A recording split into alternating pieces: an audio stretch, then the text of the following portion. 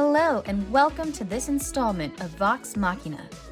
As your narrator, I'll be bringing fantastic works of fiction from the page to your eardrums. Uploads will be posted weekly, so be sure to subscribe and hit the alerts bell to be notified when new installments are available. Got a story you think deserves the Vox Machina treatment? Let me know in a comment and you might just hear it in a future episode. Thanks for listening and on with the show. Every New Beginning by Fencer X. Episode 14. Having not had the need for a winter visit in his year since graduating, Harry had quite forgotten how enchanting Hogwarts could be at Christmas. He'd put down most fond memories of the season to the frost-limbed, rose-coloured blur of time, but with all the festive glamour sitting there right before his very eyes now, it was difficult to argue it hadn't always been this warm and rich and welcoming.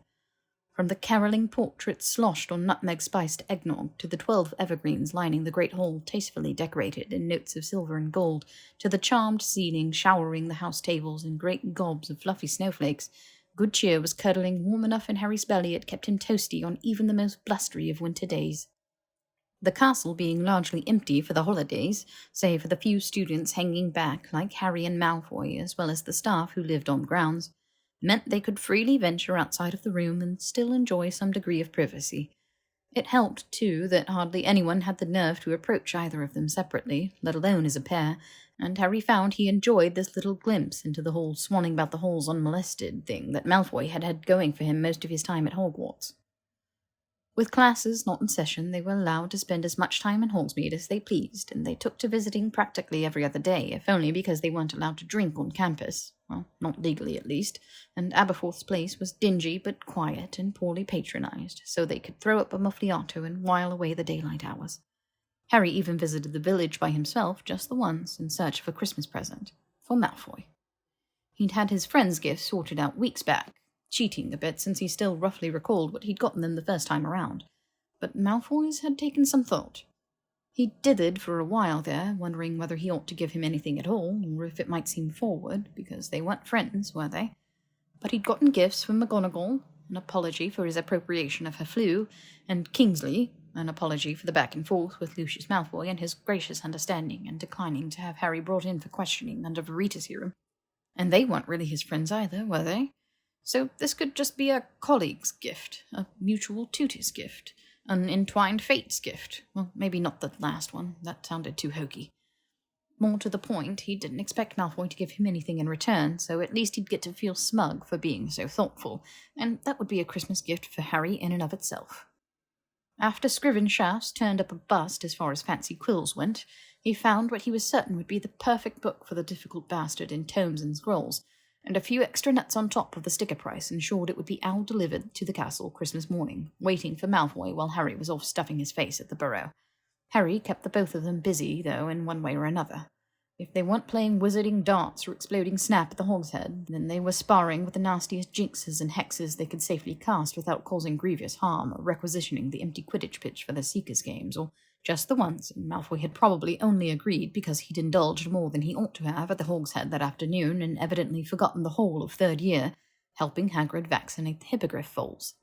He kept them busy because if Malfoy was busy, then he wasn't thinking about the looming Christmas Eve and any murders that might occur thereabouts. And Malfoy seemed obliging enough. His accusations of Harry hovering or mothering him declining in frequency the closer the calendar drew to the 24th. But Harry could see in odd moments the stress mounting and tightening and crushing. He saw it in the way Malfoy sometimes failed to appear at breakfast, or anywhere even, until nearly lunch. He saw it in the way he perked up, alert and eyes wide, when an owl entered the great hall at mealtimes, bearing a letter or gift for one of the remaining students or staff. He saw it in the way Malfoy was moving, always moving, drumming his fingers on a table or bouncing his knee or running a hand through his hair, as if the moment he stopped, the thoughts would come rushing back. So Harry helped however he could, and while he could not stop the passage of time, he did his best to help Malfoy forget about it. And on Christmas Eve itself, Harry went all in. "You going back down to the dungeons?" he asked, mopping his face with a towel after they wrapped up their dueling session in the room of requirement. Harry had let Malfoy win because he was a nice guy. It was entirely different from losing, and Harry was going to stick with that defense. Malfoy frowned at him around a swig of water from a tumbler. As it's nearly curfew, yes, I was planning on it. Filch gives you shit no matter your year if you're out after 10, and I'm in no mood to deal with it tonight. He stripped off his charmed chest plate. They'd been practicing nastier hexes and curses meant for wand-on-wand real-world combat, and Harry had insisted they wear proper protective gear, and vanished it. Harry slipped his hands into his pockets, running his tongue over his teeth in thought. He had to be very careful about this, especially tonight of all nights, or Malfoy might really snap, badly, and it'd be months before he trusted Harry again, if ever. I think I'm going to stay here tonight. Stay here? Malfoy's eyes darted around, taking in the high walls covered in trappings of silver and green, before coming back to fix on Harry with a wary sort of confusion. In the room? He frowned to himself. What on earth for? Because I want to, Harry said, licking his lips. And I think you should stay too. Malfoy's frown melted away into one of cold, stony indifference, and he straightened up. And why is that? Because you can't stay in Gryffindor Tower? Malfoy's lip curled. Again with the propositioning, he said, but his tone lacked any amusement, and besides, Harry knew this game well by now and was in no mood to play. It's not pity, you know. Then what is it? Malfoy hissed, fingers white-knuckle tight around the empty tumbler, and Harry imagined he was trying very hard to resist the urge to chuck it at the wall. Oh, how far they'd come in their brief time together. Empathy. Sounds like sympathy. It does, but it's not. Because I've lost parents too, people I loved. You were an infant. Not for Sirius. Not for Lupin and Moody and Tonks. Not for Fred Weasley. And I'll admit it's not the same. Every time for me it's been sudden and unexpected and never so drawn out. And that sucks. So I'm sorry I told you about it. I honestly am. I thought I was making things better, but maybe... Harry shook his head. Maybe I should have left well enough alone. Malfoy regarded him for a long moment, quiet and breathing shallowly, and then he carefully placed the tumbler, unshattered, on a table across which they'd spread several research tomes from Hermione's list. Bit late now to be having a change of heart, isn't it? Harry winced. I've told you, I don't need your... Call it hovering, or mothering, or pity, or whatever you like, but it's something we all need at times. Empathy, or failing that, compassion, or failing that, a good mind healer. Then which did you get, to handle your cozy little cadre of deceased companions and relations? Mind healer, Harry said without missing a beat. Ought to demand your money back. You're still a demented wreck. And your dad might die tonight. Harry wasn't above taking pot shots, especially since he was pretty sure Malfoy was the type to appreciate tough love. So stay here. We'll have the elves in the kitchen send up enough sugary confections. We'll be bouncing off the walls till daybreak, and I'll even let you beat me at another duel if you like. Let me beat you? Malfoy bristled. Or, and Harry hit on a brilliant idea, though he didn't expect he'd enjoy it much himself. Still, it would certainly distract Malfoy. Ron's been kicking my ass in Wizard's Chess since, well, forever, so if you've got any pointers, we could play a game or 7. Ron had, after all, encouraged him to play against Malfoy. Weasley's a dimwit, but he knows his way around a board. If he hasn't been able to mould you into anything approaching a challenge in 10+ years of riding your coattails, I'm certainly not going to waste my time. And knowing well that Malfoy ought to have relished the chance to lord his greatest skill set over Harry under normal circumstances, Harry gave him a wincing smile. You can't play either, eh? Malfoy stiffened. It's a pinless rube's pastime, as evidenced by Weasley's prowess. Harry thought, like Ron, it sounded rather like the sort of game a spoilt prig might be adept at, but now was not the time to point that out. He was meant to keep Malfoy calm, distracted but calm, and needling him, as was typical of their usual interactions, was ill-advised this evening. He sighed. It's not for sure, you know. The changes I made to the timeline, moving him the once and then back again, it might have altered his future. I mean, it's what we're hoping for with you, isn't it? Malfoy's jaw hardened, and he looked unsteady on his feet. Harry didn't know what he'd do if Malfoy collapsed. They didn't prepare you for dealing with schoolyard rivals having emotional breakdowns in aura training. Why does it always have to be you? Sorry? Why does it always have to be you? When I'm at my lowest, that bathroom, the fire, Azkaban, this. Why is it always you? Harry didn't know quite how to answer that, though it was a very good question, he had to admit. But Blessedly, Malfoy did not seem to expect a response, turning to shuffle his feet back over to his favourite green divan. "I don't want sugar." "Afraid it'll rot your teeth?" Harry tried to gently tease. Malfoy collapsed onto the cushions, burying his face in one of the throw pillows. "I don't want to be awake. For anything."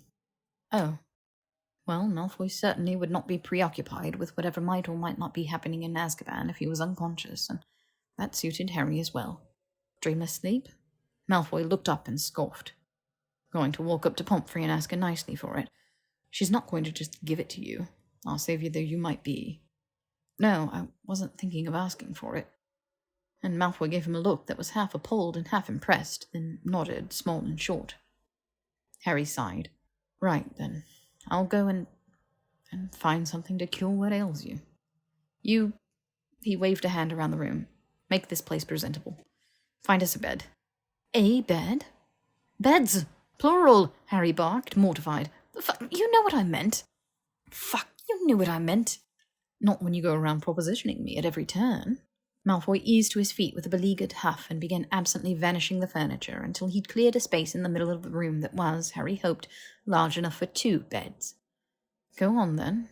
Work your magic," Malfoy said with a glance over his shoulder when he caught Harry watching him work. "And if your sticky fingers should find something stronger than dreamless sleep along the way, summon a bottle of that, too." Harry had no intention whatsoever of bringing alcohol into the room this evening.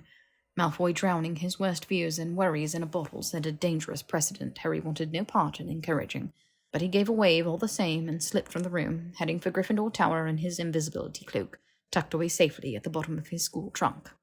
Half an hour later, he returned with a bottle of Dreamless in hand to a room of requirement that had been transformed in his brief absence to a sleep-away retreat. The torches and the sconces around the space burned low, throwing into soft relief 2 handsome 4-posters, side by side, and bedding that looked plush enough to drown in. Malfoy's was the very same as he'd found it on his first visit to the room, a solid ebony frame with a slick bedspread of emerald satin and a tufted headboard in cool grey, piled high with a whole hoard of pillows. Harry's looked not unlike his own 4-poster up in Gryffindor Tower. In fact, he was pretty sure it was the same one from Gryffindor Tower. "Is that my actual bed?" Harry asked, perplexed. He'd just been up in his dormitory not 5 minutes prior, and his bed had been present and accounted for.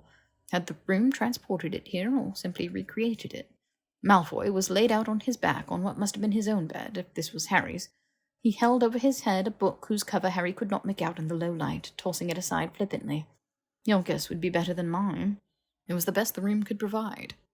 He rolled over onto his stomach, lifting up onto his elbows with raised brows. "Well, was Pomfrey feeling generous this evening?" "After a fashion," Harry said, drawing the bottle of Dreamless Sleep from his pocket. Malfoy held out a hand expectantly, and Harry drew back, clutching at the bottle protectively. I'll measure you out a dose, shall I?" Malfoy pulled his hand back, rolling his eyes. "Fucking have at it, then, since I'm evidently in no fit state to care for myself." "I didn't say—" Harry started, then pursed his lips. "I don't trust you to pace yourself, is all. There's enough in here to keep you sleeping through to Tuesday. I mean for us to get a good night's rest, and then I'm returning the bottle to Pomfrey's stores in the morning." "You're taking a dose too?" "Have to, won't I? You probably snore, and I've got a busy day tomorrow." "I do not snore," Malfoy snapped, bolting off the bed. "Who's been saying I snore? Blaise? That nattering little shit tunes out anything but the sound of his own voice.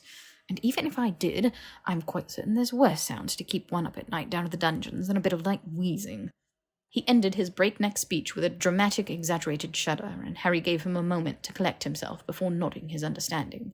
The room helpfully produced a sidebar with 2 fresh glasses sitting on a silver platter, and Harry tipped out enough potion to reach the line on the glasses conveniently labelled 8 good hours. He passed one to Malfoy, then gently clinked the glasses together. "Cheers." Malfoy gave his a delicate sniff, as if worried, or hoping, Harry might have spiked it somehow, but he evidently deemed it fit for consumption and knocked it back in one swig, grimacing. Harry shared the sentiment as he downed his own draught. It was not an entirely unpleasant taste, but it certainly wasn't pleasant either. A bit filmy, sticking on the tongue, and with a bitter aftertaste that was all Harry could focus on. He replaced his glass on the platter and shuffled over to his bed, disrobing as he went. "How long does this stuff take to kick in?" he asked, peeling his shirt off and reaching for the fresh set of pajamas the room had provided him. Deep red plaid with gold thread running through it and an H embroidered on the vest pocket. Good gad, Potter, this isn't the Quidditch locker rooms, Malfoy huffed, scandalized, and Harry glanced over his shoulder to see a diaphanous curtain suddenly materialize between their sides of the room. No one needs to see you flaunting your wand when it's not being used to smite dark lords. I'm not getting naked. Don't have a fit, you prude. Oh, that's rich, coming from the wizard who shrieks like a Puritan at the very mention of the word shagging. Harry flushed brightly, rolling up the cuffs of his sleeves to his elbows. All I was doing was changing into my pajamas. And with you all the time accusing me of propositioning you, maybe I thought you'd appreciate a preview of the goods and was obliging you so you could make an informed decision. Malfoy vanished the curtain. Somewhere in the course of their bickering, he'd changed into his own nightclothes, and he stood there, with his arms crossed over his chest and mouth twisted into a sour frown, wearing a shirt of dark green plaid shot through with silver and a loopy D embroidered on the vest pocket. He raked Harry with a cool, judging gaze. 10 minutes. Harry boggled, taking a step back and bumping up against one of the posts of his bed. What?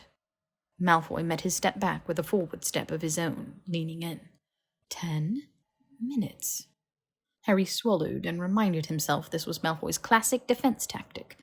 Put Harry on his back foot when things got uncomfortable. A feat he was, Harry was displeased to admit, rather skilled at. 10 minutes for... And Malfoy was distressingly close now, so much so Harry could feel the heat from his body in each breath he took. He spoke, very soft and meaningful. For the potion to start taking effect, you absolute Nimrod. Harry shoved Malfoy away bodily, flushing so deeply now his cheeks fair burned, because really, where did he get off claiming modesty when he clearly enjoyed making others uncomfortable with such highly inappropriate interactions? It was a wonder he had any friends at all. And a wonder more he hadn't indulged Parkinson in her crush. Piss off and get in the bed. Malfoy clutched the fabric over his heart with one hand and laid the wrist of the other against his forehead, swooning against his bedpost. Right down to business, then? I've never been with an aura before. Will we be using body binds? Harry showed him a couple of fingers, then jerked back the covers and climbed up into his bed, grumbling under his breath all the while.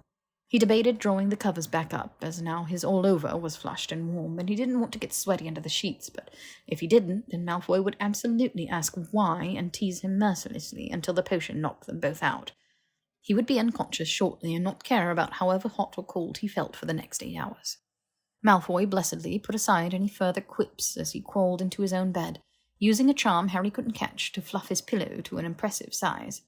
Harry wanted to ask about it, so he might cast it on his own, but he already could feel the potion tugging at his senses and decided to leave off.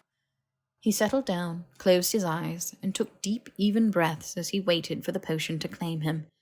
Even from behind his eyelids, he could feel the torches in the sconces growing dim. Tell me about your Muggle relations. Harry's eyes popped open, and for a moment he was blind. The only light the faint after-images burned into his retinas that flashed before him, and then slowly faded. He blinked several times, waiting for his vision to adjust to the low light, and then turned his head on his pillow and squinted to try and make out Malfoy just across the way. What? You've got Muggle relations, don't you? Living ones?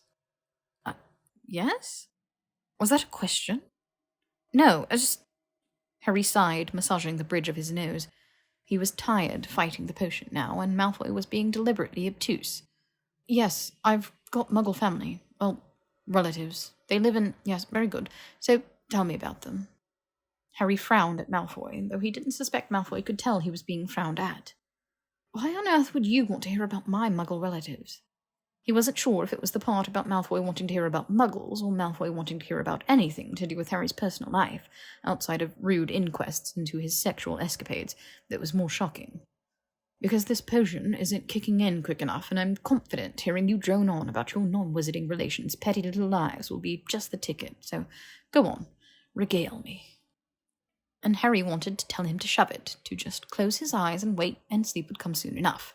He wanted to say no, to say the potion was working just fine on Harry and bid him good night. But this was, like the aforementioned rude inquests, part and parcel of Malfoy's defense mechanisms, and for tonight, at least, Harry could indulge him his snotty whims. So he did not tell Malfoy about his shitty childhood and the abuse he'd suffered at the hands of his caretakers, but he did tell him about the mind-numbingly boring Muggle family he'd spent a decade plus of his life with. He spoke of his Uncle Vernon Dursley as a director at a company called Grunnings that manufactured and sold drills. and of his Aunt Petunia Dursley, as a nosy, gossiping woman who had for most of Harry's life supported her family by keeping up the home and raising her son, for very loose definitions of keeping up and raising. He'd been just about to start on Dudley when soft, stuttering breathing reached his ears. Faint, but unmistakable, snoring. Harry doused the torches with a quiet knocks, then drew the covers up and let sleep take him.